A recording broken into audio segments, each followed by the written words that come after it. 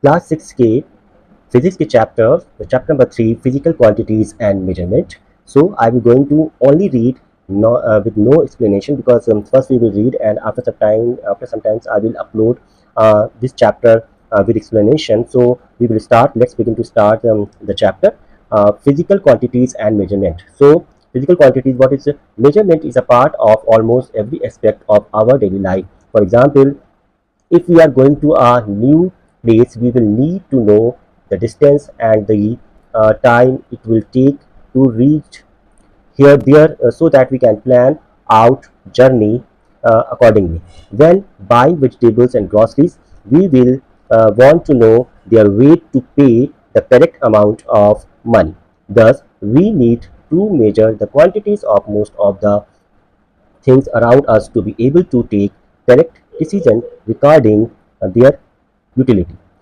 Imagine what would happen if there was no way to measure things. We would then have to describe the size or weight of things just by seeing or holding them. But we cannot always rely on our senses.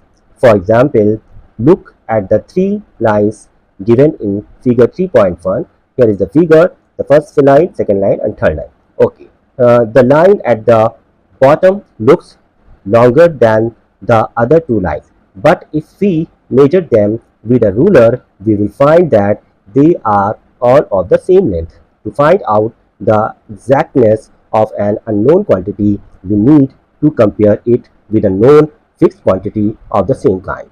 Here is the definition of measurement.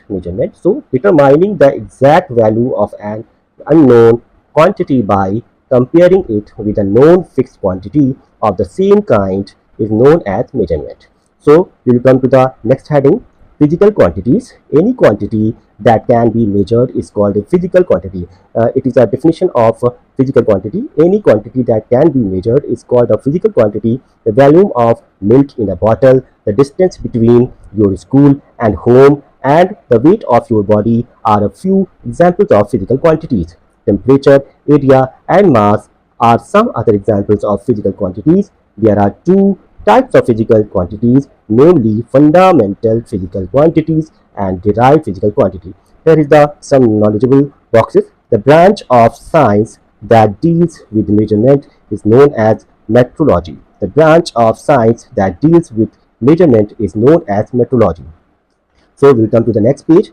The heading is fundamental physical quantity. It is a part of the physical quantity. The first part is fundamental physical quantities. Basic physical quantities that do not depend upon other quantities are called fundamental physical quantities. Repeat, basic physical quantities that do not depend upon other quantities are called fundamental quantities. There are 7 fundamental physical quantities: length, mass, temperature, time, electric current, luminous intensity, and amount of substance. The second, derived physical quantity. Physical quantities that are derived from one or more fundamental physical quantities are called derived physical quantities. Physical quantities that are derived from one or more fundamental physical quantities are called derived physical quantities. Area, volume, speed, and density are some of the derived physical quantities. So there is a box, it is a key point. We must note about the key point. The measurement of a physical quantity consists of two parts, the magnitude and the unit. The measurement of a physical quantity consists of two parts, the magnitude and the unit. We will know about the magnitude and unit in this part. Measuring up physical quantities. To measure a physical quantities, we need to compare it with a known fixed physical quantity of the same kind. A unit is a known fixed physical quantity used for comparison in the measurement of physical quantity of the same kind. A unit. What is unit? A unit is a known fixed physical quantity used for comparison in the measurement of physical quantity of the same kind. The measured value is always written as a combination of a numeral along with the unit.